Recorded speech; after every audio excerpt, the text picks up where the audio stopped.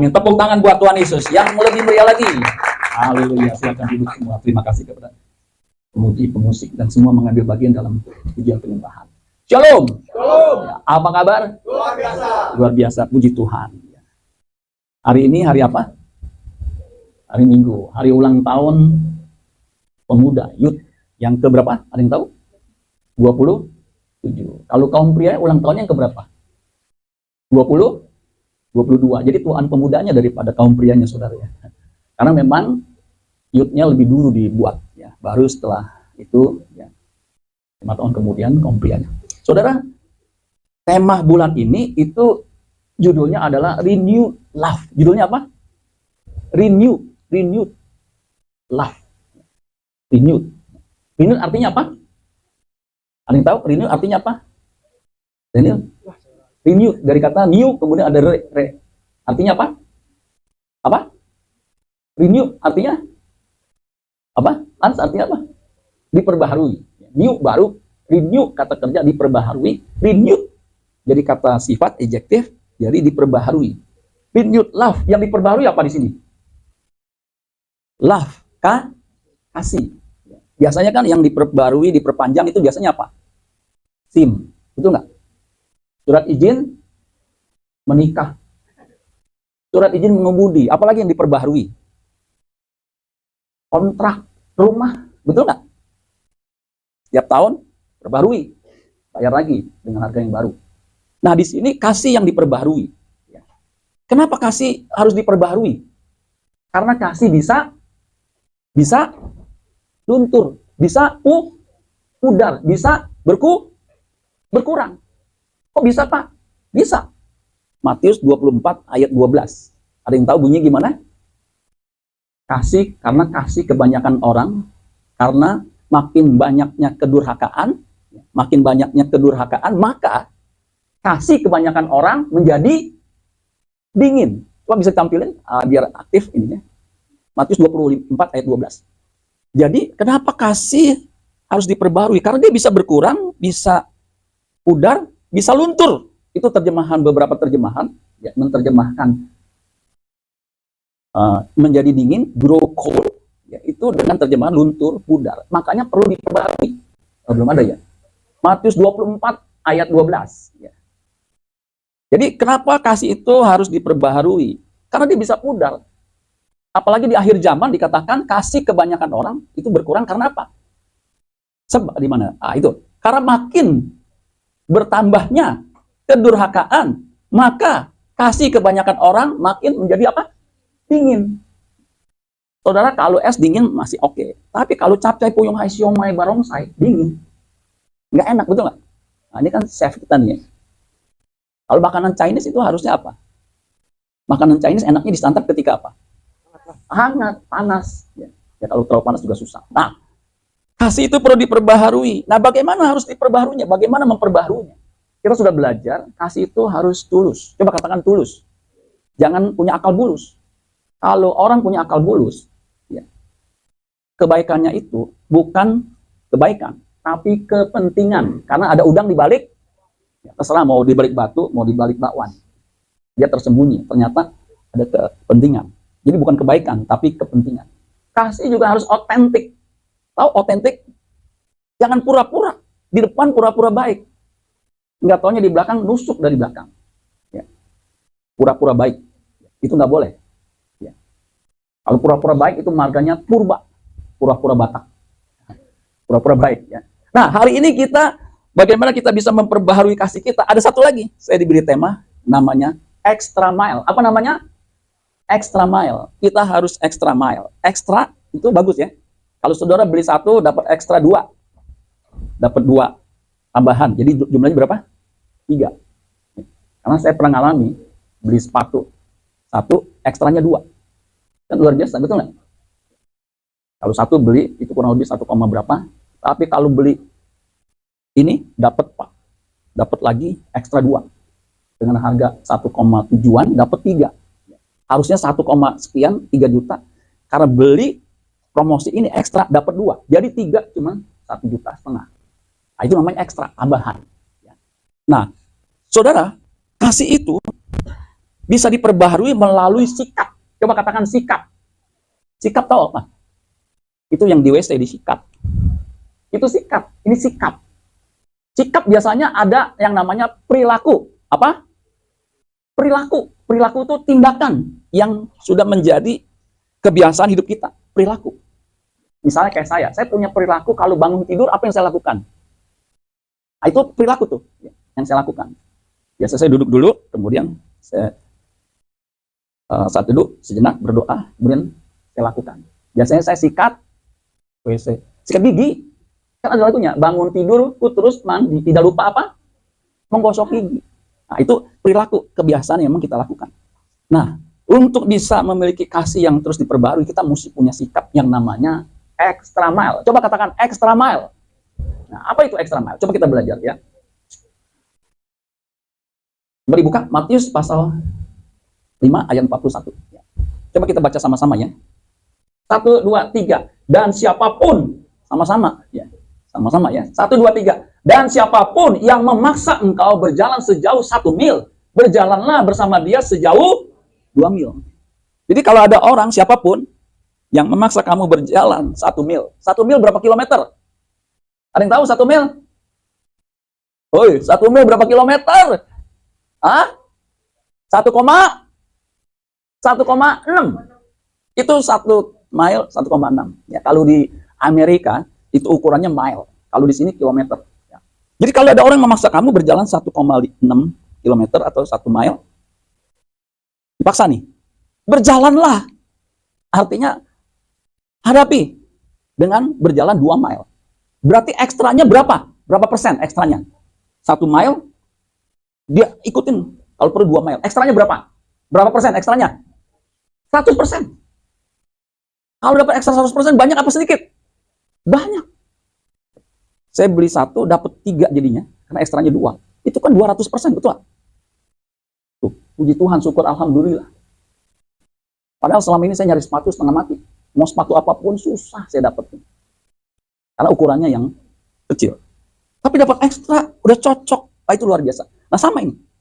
Siapapun yang memaksa engkau berjalan 1 mil, berjalanlah. Ini ajaran Yesus. Bersama dia sejauh 2 mil. Kalau bahasa Inggris mengatakan, and if someone forces you, maksa lu, maksa kamu, go with him 1 mile. Go, perhatikan, go with him 2 miles. Coba katakan, go with him 2 miles. Nah, makanya tema khotbah saya, renungan saya yang saya sampaikan ini, tadi dikasih extra mile. Saya tambahin, go the extra mile. Artinya lakukan extra mile. Nah, mudah apa gampang? Susah, saudara. Ya. Nah, biasanya siapa yang bisa memaksa orang untuk melakukan sesuatu?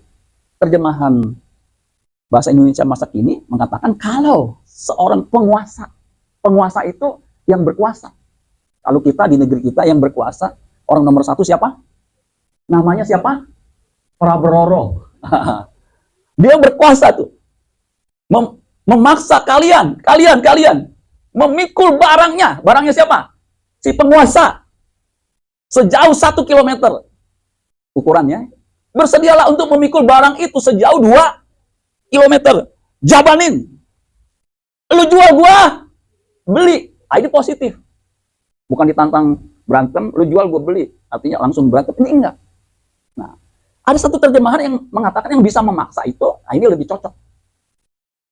Terjemahan sederhana Indonesia 2.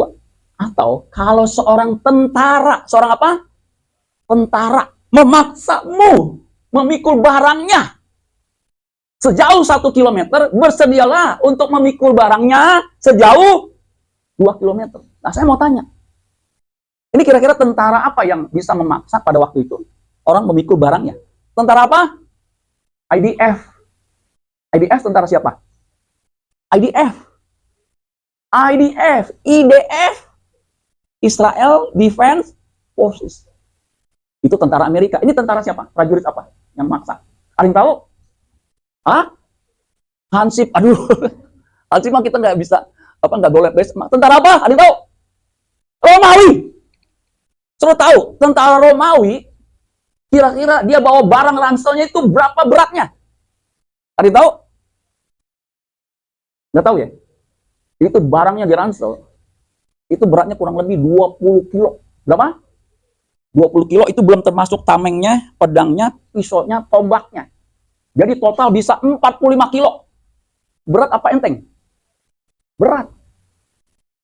Nah, sekarang tentara sekarang kira-kira ransel yang dibawanya itu berapa berat? Sekarang biar saudara bisa bayangin berapa berat. Sekarang kira-kira berapa? Peraturan internasional kemiliteran. Seorang tentara bisa bawa barang sepertiga dari beratnya. Di sini siapa yang paling berat badannya? Kita lihat dulu ya. Nah, cari kau beratnya berapa kilometer? Kilometer. Per kilogram. 90 kan? 80. Kayaknya 90 deh. Ya udah 80. Kalau 80 seorang tentara beratnya 80, dia bisa memikul boleh sepertiga. 80 sepertiganya kira-kira berapa? Berapa? 27 kilometer. 27 kilogram. Jadi cukup berat. Nah, seorang tentara tuh bisa memaksa orang sipil. Orang sipil itu bukan tentara. Bukan pejabat penguasa. Itu bisa dipaksa untuk memikul barangnya yang beratnya 27 atau 30 kilo. Bawa 1 mile. Misalnya saya tentara nih. Saya bawa barang nih. Ketemu orang. Coba, kamu sini. Siapa nama kamu? Tentara kan gitu kan? Siapa kamu? Sini, maju. Maju, Brian, ini kan ceritanya. Jangan takut gitu, ini cerita nih. Ini konteksnya begitu. Maju, Brian. Siapa nama kamu? Brian. Bawa barang saya. Mana barang saya? Misalnya barang saya bawa ini. Ini beratnya 30, bawa. Nah, dia tidak bisa menolak. Sebab apa? Kenapa nggak bisa nolak? Apa? Nggak bisa dia nolak. Kalau nolak, mati dia. Tentara, dia badannya tentara biasa rata-rata tuh cukup tinggi, tegak karena di latihan. Ikut saya bawa barang saya. 1 kilometer atau 1 mile. Dia nggak boleh nolak. Belum nyampe nih. Ikut. Itu maksa tuh. 1 kilometer belum nyampe. Ikut. Nah, itu saudara. Nah, sini, aus. Tepuk tangan buat Brian. Jadi pada waktu itu konteksnya, ceritanya ajaran Yesus. Kalau ada orang maksa kamu, itu tentara, berjalan 1 mile, kamu harus bersedia. Bawa barangnya 1 mile. Kalau di sini ya, di pasar, ada orang paksa bawa barangnya, belanjaannya. Kira-kira ada 3 kemungkinan, betul nggak? Nah, yang pertama dia menolak. Cara nolaknya gimana? Siapa lu? Betul nggak? Siapa lu? Gitu. Yang kedua, dia mau bersedia bawa. Ya. Tapi bersungut-sungut, betul nggak? Enak aja, saya mau belanja juga. Ikut saya. Tapi bersungut-sungut. Yang ketiga, dia bersedia. Cuman minta uang kosnya Pak, gitu saudara ya. Ya nanti gampang, saya kasih. Nah kalau di sini, ya konteks di sini, dia dengan sukarela tanpa minta ongkos. Ini yang namanya extra mile. Kalau misalnya princess, saya suruh bawa barang, nanti saya kasih 1 juta. Kemana? Ke kebun pala. Bersedia nggak? Cuma 5 kilo. Bersedia nggak? 1 juta nih, emang gue kagak punya duit nih. Kasih. Nih, kasih uang muka, bawa barang saya. Kira-kira dia mau nggak? Oh, jangankan ke Permata. Ke Cipinang, gua jalan deh 1 juta mah. Ini enggak. Tidak meminta bayaran, tapi melakukan dengan serius, dengan sungguh-sungguh. Coba, kita akan belajar lebih lanjut. Next. Nah, jadi saudara, di Alkitab, itu ada orang yang dipaksa sama tentara. Namanya Simon dari Kirene. Simon dari mana? Kirene. Waktu itu Yesus, waktu disalib, dia bawa pikul salib, karena Yesus sudah kecapean. Simon Kirene sama istrinya dan 2 anaknya, itu ada di situ. Menurut penafsir, dia badannya tegap tinggi. Jadi kuat. Karena nggak mungkin tentara Romawi maksa orang yang badannya kecil untuk pikul salib Yesus yang katanya konon beratnya 55 kilogram. Misalnya, beratnya 55 kilogram, nggak mungkin dipaksa. Ini kecilan mana ya? Aswin ya? Nggak mungkin. Pasti dari sini yang akan disuruh dibawa barang yang seberatnya 55 kilo siapa? Cari lagi.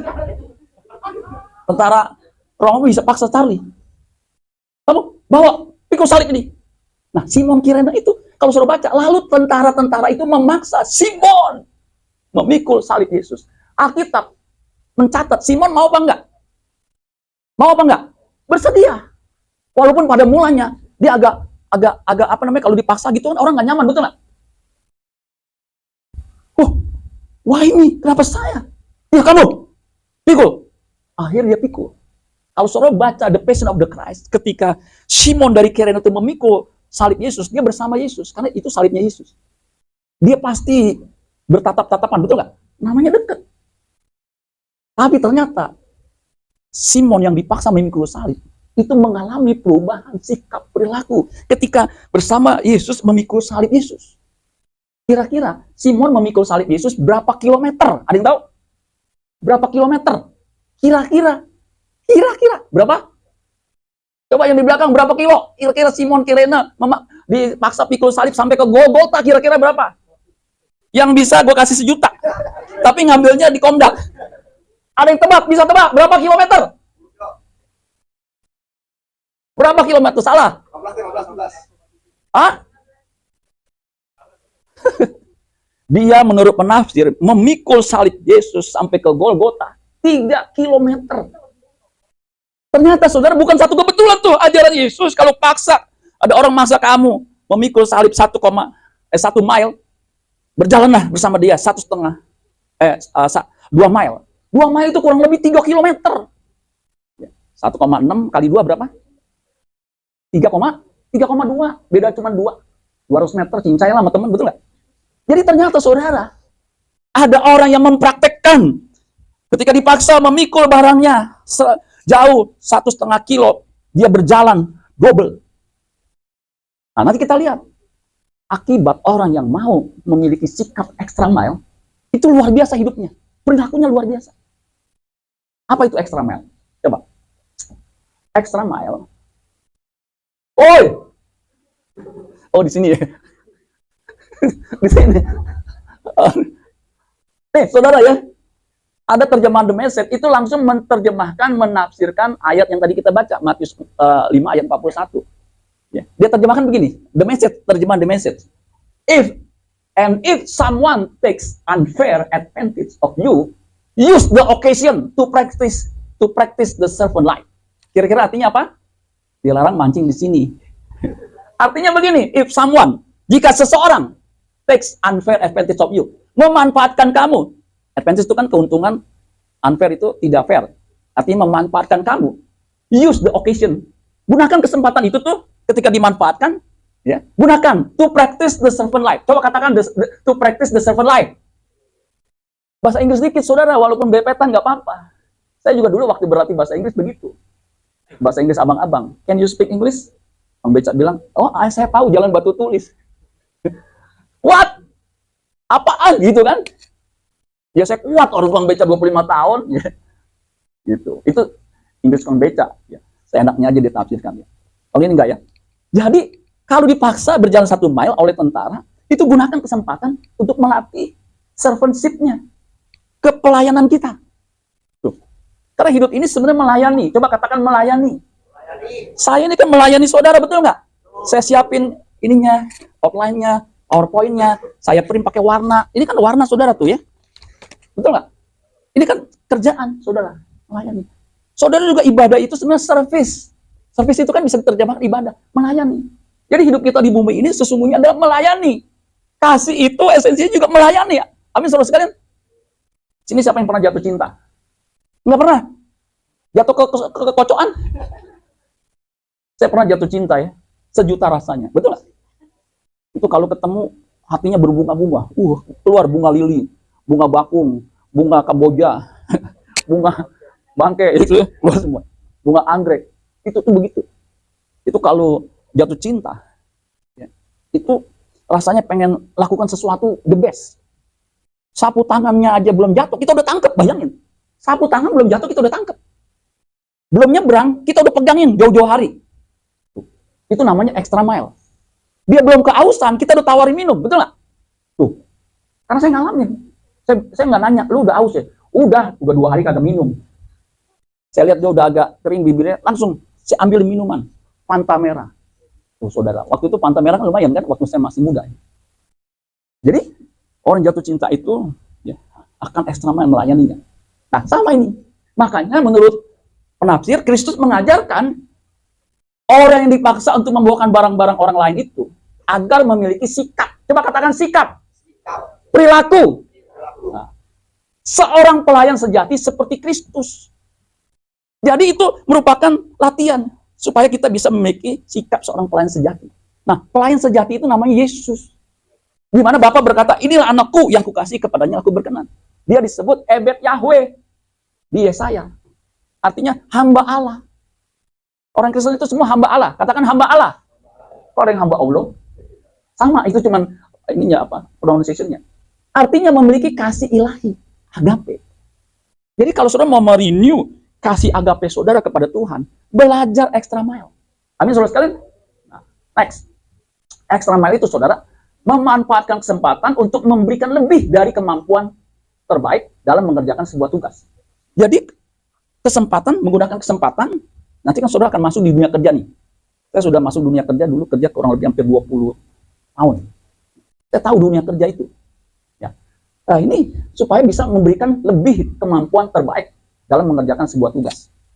Kemampuan terbaik itu ada dalam diri saudara, saudara semua.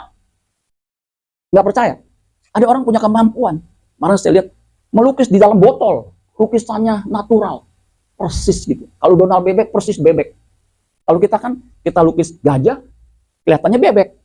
Kalau ini betul, itu kemampuan luar biasa. Ada yang bisa kemampuannya dance. Jadi kayak walk mood gitu ya, berjalan di bulan. Ya, saya kan nggak bisa begitu ya. Saya bisa nonggeng ininya doang ya. Itu kemampuan. Kemarin saya lihat ada anak sekolah minggu, itu bisa tiktokan sampai begitu tuh. Terus saya bilang, perasaan diem, tapi ketika ada lagu langsung goyang kayak ulet bulu. Luar biasa, itu kemampuan. Nah sama, ketika kita diminta melakukan sesuatu, saudara melakukannya lebih daripada yang diminta, saudara akan keluarkan semua kemampuan saudara, betul nggak? Saya sudah praktekkan 20 tahun. Luar biasa nih hasilnya. Jadi extra mile itu memberi atau melakukan lebih dari yang diminta. Kalau diminta 1, kasih 2. Itu extra mile. Amin. Menurut kamus Oxford Dictionary, extra mile to make a special effort to achieve something or to help somebody. Artinya apa? Ada yang tahu artinya extra mile adalah to make special effort. Melakukan usaha yang spesial, khusus. Kalau khusus tuh treatment khusus. Saudara pernah treatment waktu wajah? Ada? Saya pernah waktu pengantin. Wajah saya di treatment khusus. Artinya, pori-pori saya itu dibersihin dari kotoran. Gitu. Saya nggak tahu, ternyata banyak tuh lubang kecil gitu dipakai gitu. Ini Pak tuh. Sehingga ketika saya di panggung pengantin, ini saya kinclong begitu, glowing gitu, saudara. Tuh, saudara. Jadi di treatment khusus. Istri saya apalagi jarang dandan waktu itu. Jadi ketika di treatment khusus wajahnya, saya waktu itu nggak tahu, saya udah selesai duluan. Dari jauh saya lihat, kenapa ya ada yang panggil-panggil cewek cakep banget nih, begini-begini. Aduh, saya mau menikah kok dipanggil-panggil cewek nih. Tapi dipanggil serius gitu ya. Aduh, ini siapa ya? Ayo saya samperin, ya calon pengantin saya, ternyata saya nggak kenalin. Karena treatment khusus. Tuh saudara. Nah, sama, kita juga harus treatment khusus sampai orang bilang, hebat amat nih. Nah itu tuh maksudnya begitu. To achieve something. Sesuatu yang luar biasa. Next. Nah, extra mile, kalau boleh disimpulkan, itu sebuah perilaku. Katakan perilaku. Perilaku apa? Di mana seorang atau seseorang melakukan banyak upaya. Jadi bukan hanya sekedarnya, tapi banyak upaya. Dan sangat tekun. Coba katakan sangat tekun. Tekun artinya nggak gampang menyerah. Terus. Untuk mencapai sesuatu. Dan selalu memberi lebih daripada yang diminta atau diharapkan. Lebih. Ini kalau punya sikap perilaku seperti ini, pegawai seperti ini, jempolnya 2, betul nggak? Kalau perlu pakai kaki, 2 jempol. Hebat. Makanya extra mile itu simbol etos kerja. Katakan etos kerja. Dedikasi. Coba katakan dedikasi. Komitmen. Katakan komitmen. Untuk mencapai kualitas terbaik. Waktu saya diminta ini, waktu saya gali. Hebat nih. Saya udah praktekkan, tapi saya belum meramui menjadi sebuah renungan firman Tuhan. Artinya begini. Kalau sebuah jurus, sebuah formulasi, meskipun kita nggak ngerti ini untuk apa, tapi ketika kita lakukan atau kita minum, itu akan berdampak buat tubuh kita. Betul nggak? Nah, itu. Nah, ini formulasi kalau suruh mau kerja excellent, saudara mesti go the extra mile. Baru nanti excellent. Nggak ada yang bisa ngelawan saudara di kantor saudara. Nggak ada yang bisa. Orang yang melakukan extra mile ini nggak ada yang bisa ngelawan. Yeah. Next. Extra mile itu, saudara, sinonimnya, kalau saya mau sederhanakan, itu bisa dalam bentuk-bentuk kata, ada kurang lebih, ini ada lagi sih banyak. Extra effort. Jadi jangan sekedarnya, harus ada extra, tambahkan. Additional mile, itu sama. Special effort. Ya. Usaha khusus. Extremely good. Hasilnya usahakan extreme good. Bukan hanya good saja, tapi extremely good. Ya. Best, itu namanya best. Go beyond expectation. Jadi melebihi dari yang diharapkan. Jadi diharapkan cuma selesai segini, kita harapkan lebih. Biasanya orang seneng nggak? Atasan atau bos seneng nggak ketika pegawainya melakukan lebih daripada yang diharapkan? Dia seneng nggak? Seneng. Far beyond the call of duty. Call of duty itu artinya begini, saudara perhatikan ini. Artinya saudara punya duty, punya tugas, tapi saudara lakukan lebih dari tugas yang saudara sudah ditentukan. Itu namanya beyond, far beyond the call of duty. Coba katakan far beyond the call of duty. 1, 2, 3. Far beyond the call of duty. Duty itu tugas. Biasa tentara punya tugas. Tugasnya apa? Bla bla bla. Nah, ketika melakukan lebih daripada yang diminta, yang ditentukan, itu namanya extra mile. Next. Nah, sekarang kita masuk ke go extra mile. Ada tambahan go, artinya kita harus lakukan. Jadi go extra mile itu sebenarnya ungkapan yang menggambarkan sikap melakukan lebih dari yang diharapkan atau diwajibkan. Baik dalam pekerjaan, pelayanan, atau hubungan pribadi. Nah, saudara perhatikan. Saya sudah terbiasa, sebisa mungkin apapun saya lakukan extra mile. Termasuk mempersiapkan renungan khotbah. Itu sebisa mungkin saya mengeluarkan apa yang terbaik yang saya bisa mampu lakukan, itu saya kerjakan. Itu etos itu, ternyata saudara sekalian, kalau dibina terus, saudara akan survive dimanapun.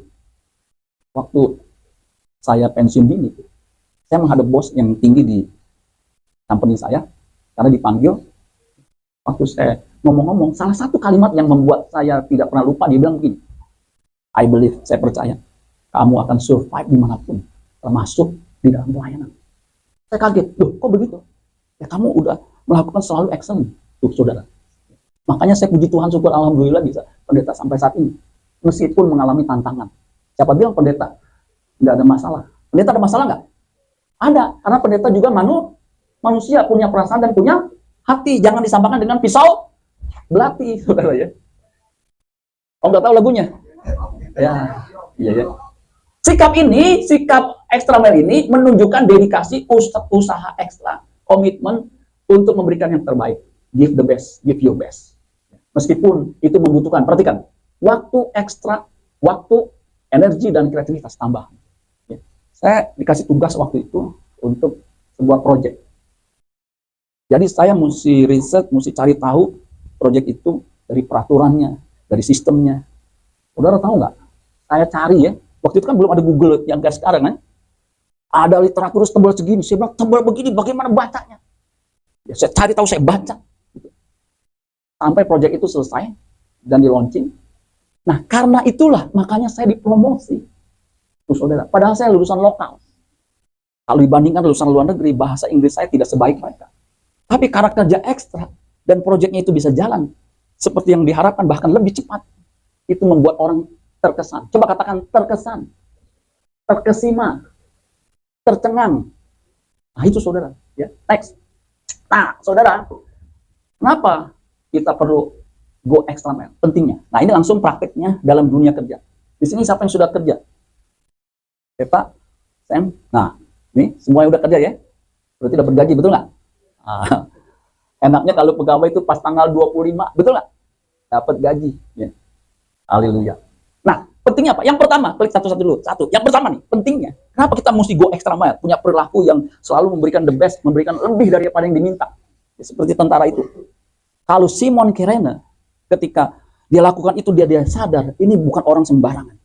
Ini kok bisa mengubah perilaku saya, mengubah hati saya, bisa berkobar-kobar. Saudara tahu nggak, Simon Kirene itu, menurut penafsir, dia menjadi seorang pengajar. Simon dari Niger. Niger itu orang Afrika. Bahkan istrinya, Paulus mengatakan di Roma, ibu seperti ibuku sendiri. Itu ada yang menerjemahkan seperti bunda. Saudara tahu sebutan bunda? Bunda itu wanita yang punya karakter, yang punya keistimewaan tertentu. Disebut Bunda. Bunda Maria. Kenapa disebut Bunda Maria? Karena itu sebutan seorang wanita yang mulia. Nah, istri Simon Kirene itu di Roma pasal 16 itu disebut Bunda oleh Rasul Paulus. Kalau dia nggak istimewa, nggak disebut. Bahkan anaknya, dikatakan anaknya Simon Kirene, siapa yang tahu anaknya? Anaknya Simon Kirene siapa anaknya? Kalau anaknya Simon Cecep Suparman, anaknya siapa? Nah ini Simon Kirene, anaknya siapa namanya? Ada yang tahu? Siapa namanya? Charlie anaknya siapa ya? Namanya Alexander and Rufus. Kalau suruh baca, klik nanti ya di Alkitab elektronik, Alexander dan Rufus. Rasul Paulus mengatakan, ini orang pilihanku. Anaknya jadi orang. Artinya orang yang dihormati, orang pilihan. Nah sama, kalau saudara melakukan extra mile, saudara, kalau tadi bos saya bilang, kamu pasti survive. Nggak akan kekurangan. Amin, saudara? Nggak akan. Makanya, serius di dalam Tuhan. Amin. Luar biasa nih. Yang pertama, kualitas kerjanya, quality of work-nya itu beda. Kalau saudara kerja, ada yang kerjanya cebrik. Laporan seadanya. Aduh, nggak jelas nih kok begini ya. Tapi kalau orang extra mile mengusahakan, itu laporannya gampang, kemudian bisa dimengerti, bisa jadi bahan diskusi, bisa bahan buat presentasi. Tuh, kualitas kerjanya. Juga hasilnya. Misal saudara di bagian produksi, orang-orang hasil jahitannya, misalnya konveksi, jahitannya itu nggak serapi saudara. Saudara lurus. Antara kanan kiri kancing pas waktu masuknya. Mantap nggak saudara? Ini ada orang yang kancingnya di sini, ininya di sini lubangnya. Sehingga ketika sini jadi miring sebelah. Kenapa? Seadanya. Tapi kalau extra mile, dia lakukan sebaik mungkin. Kalau dia montir, dia akan kencengin bautnya sekenceng-kencengnya. Sampai nggak lepas. Yang asal aja, nanti pas ketika jalan, ini roda siapa tuh, roda siapa ya? Nggak tahu, jeglek roda kita. Karena nggak kenceng. Jadi apapun, kalau saudara extra mile, hasilnya itu excellent. Coba katakan, excellent! Sebab apa? Dia akan bekerja dengan kualitas luar biasa. Dulu ada namanya total quality control. Itu menentukan hasil. Kualitas itu, ya, hasil kerja kita itu dilihat dari kualitasnya. Nah, kalau saudara kerja asal-asalan, dilihatnya, ini kok begini kerjaannya, lu ulang lagi deh. Bikin laporan kok begini. Ulang lagi, datang, salah lagi. Karena dia seadanya. Ini lama-lama pegawai yang kayak gini diapain? Kira-kira diapain pegawai kayak begini? Hah? Masa langsung dipecat? Dikasih bonus, dikasih peringatan. Kalau masih juga peringatan kedua, masih begitu juga, akhirnya peringatan terakhir. Masih itu juga, akhirnya dipecat. Jangan sampai ya, anak muda GBI Lemon dipecat gara-gara apa, kerjanya kagak becus. Berarti dia belum mendengar ini nih extra mile. Kualitas kerjanya beda. Makanya saudara nanti di dalam dunia kerja, ya, kerja mesti serius. Amin. Jangan main-main, jangan begini, nggak ada bos, makan siang. Harusnya kalau kerja makan siang dari jam berapa jam berapa? Makan siang pegawai. Nah, 12 sampai jam 1. Bos kagak ada, pergi ke Eropa. Dia makan siang mulai dari setengah 12, pulang jam 3. Masuk kantor sebentar jam 4, siap-siap pulang jam 5. Ini kalau ketahuan apa yang bos lakukan? Wah, kamu makan siang dari setengah 12 sampai jam 3 itu berapa jam? Saya meskipun bos nggak ada, saya tetap pokoknya 1 jam saya selesai, saya mesti ke kantor lagi, siap. Nggak peduli bos mau ke Eropa, mau ke LA, mau ke manapun, tetap kerjain. Itu namanya menjaga sikap. Amin. Sikap disiplin. Ya. Next.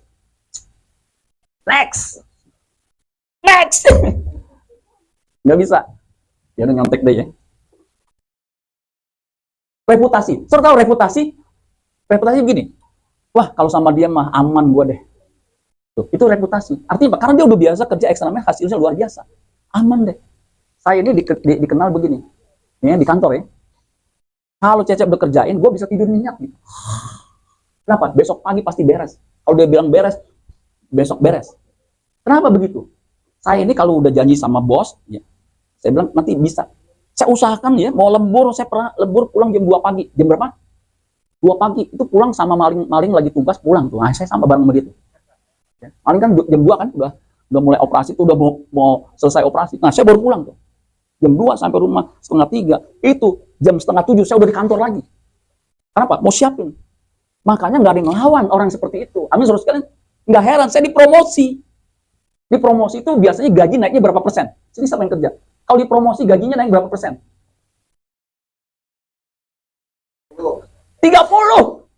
30% gede nggak? Gede. Belum kalau naik posisi tertentu, itu dapat saham. Dapat apa? Saham. Saya punya saham gitu, saya kumpulin tiap tahun gitu. Itu udah gede, saudara. Apalagi dalam dolar. Nah, jadi saudara sekalian, reputasi ini penting. Jangan reputasi, ya kalau dia ini, aduh, apalagi kalau pas mau dipromosi, ini jelek nih reputasinya. Dulu pernah nipu nih dia. Ini sekarang dikasih kesempatan aja. Nggak bisa. Next. Yang ketiga, pertumbuhan pribadi. Orang udah biasa kerja bagus, excellent, ya, itu pribadinya bertumbuh. Sebab apa? Dia sudah biasa memberi yang terbaik. Sehingga orang tahu ini nggak usah dijelasin lagi, ini segala macam. Udah deh, beres deh sama dia. Saudara dimanapun juga, nggak usah pakai surat referensi, ya, pasti diterima. Kalau saudara punya etos kerja seperti tadi tuh extra mile itu, reputasi, kemudian pertumbuhan pribadi. Amin, saudara. Yang keempat, peluang karir. Karir itu kan ada jenjangnya, betul nggak? Ada pace-nya. Kalau saudara kerja extra mile, bos suka, itu jenjangnya, karirnya naik, betul nggak?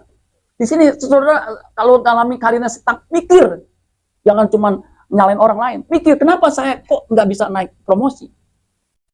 Dulu ada istilah di satu perusahaan, saya nggak sebut yang nggak enaknya. Kenapa ada orang yang nggak dipromosi? Ada yang bilang begini, lu mah bukan anggota AMPI. AMPI. Loh, kerja gue udah bagus. Iya, lu sebagus apapun, kalau lu bukan anggota AMPI, nggak bisa naik promosi. AMPI itu apa? Anak, mantu, ponakan, ipar. Jadi, harus punya hubungan keluarga, baru dipromosi. Tinggalkan perusahaan seperti itu. Saudara sampai botak bekutil, nggak bisa naik jabatan. Kenapa? Bukan anggota keluarga. Tinggalin. Amin, saudara.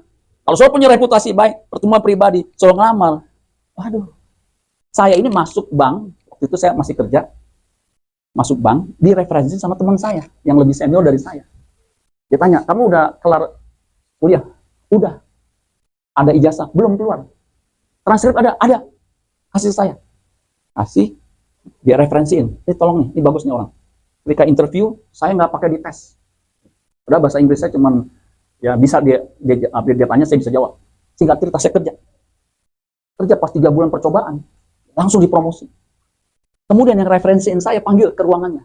Bagus lu, excellent. Dia suka kerjaan lu. Nanti lu jadi permanen. Nah, sejak itu seharusnya saya permanen, naik terus. Dapat mobil, dapat pinjaman rumah. Kan enak, betul nggak, saudara? Karena reputasi, peluang karir juga akan naik. Yang kelima. Nah ini saudara penting nih. Hubungan profesional. Saudara, hubungan profesional itu penting dengan rekan kerja. Kalau disuruh tugas, lakukan bahkan lebih. Itu namanya profesional. Kalau sekedarnya nggak profesional. Profesional itu artinya bayaran. Saudara dibayar untuk kerja. Amin, saudara. Jangan makan gaji buta. Terus saudara gaji buta. Yang minta-minta karena nggak lihat. Gaji buta artinya dapat gaji tapi nggak mau kerja. Yang terakhir, nah ini nih, kepuasan pelanggan. Kalau saudara kerja, ya saya dulu diajarin, saudara kerja, langganan saudara, pelanggan saudara itu siapa? Bisa customer langsung, yang memang kita punya customer, bisa juga siapa kalau kita kerja? Misal saya kerja nih, kalau kita kerja kan ada atasan, up, ada down, ada peer, betul nggak? Nah mereka itu pelanggan kita. Kita harus kerja extra mile. Nah, ketika kita pelayanan, pelanggan nomor 1 kita, yang kita harus puaskan siapa? Tuhan. Yesus itu melakukan extra mile. Bahkan dia mati, bahkan di kayu salib. Itu extra mile. Sehingga Bapa berkata, inilah anakku yang kukasihi, kepadanya lah aku berkenan. Demikian juga dengan saudara yang sudah go the extra mile. Saya percaya Bapa di surga akan disenangkan. Lakukan pelayanan, pekerjaan apapun. Melebihi dari apa yang diminta, lakukan segenap hati. Dan saudara akan mengeluarkan yang terbaik dari saudara. Saya dulu kan bahasa Inggris saya nggak begitu lancar. Bos saya bilang begini, dia orang Malaysia. Dia coba kursus bahasa Inggris lagi. Nanti kantor ganti. Saya kursus 2 tahun lagi sama bule. Istri saya waktu itu ya nemenin saya sampai tidur gini. Gitu saudara. Saya lakuin. Nah, ketika bahasa Inggris saya lebih baik, dipromosi lagi. Terus dia bilang gini, bos bilang gini, kamu coba Gaya presentasi kamu, waktu itu kan saya udah aktif di pemuda, udah biasa di public speaking begini. Coba ditingkatkan. Ambil kursus namanya Effective Business Presentation. Saya ambil, saudara. Kamu tingkatkan ininya nih, yang disebut dengan assertiveness. Saya ambil, saudara. Wah, luar biasa. Sehingga apa? Punya kemampuan, bukan hanya kerja ekstra mile, tapi juga public speaking-nya. Dan itu ternyata penting. Donald Trump begini. Kalau kamu ingin sukses, tingkatkan public speaking. Artinya apa? Ketika di depan jangan ngomongnya au, au, au. Nanti kalau kita ngomongnya au, yang dengar jadi aa. Saya bilang benar juga. Jadi saudara tingkatkan the best yang saudara punya. Amin. Yaitu potensi yang ada dalam diri saudara. Saudara gunakan, lakukan yang terbaik bagi hormat kemuliaan Bapa di sorga. Amin buat firman Tuhan. Tepuk tangan buat Tuhan Yesus. Saya undang kita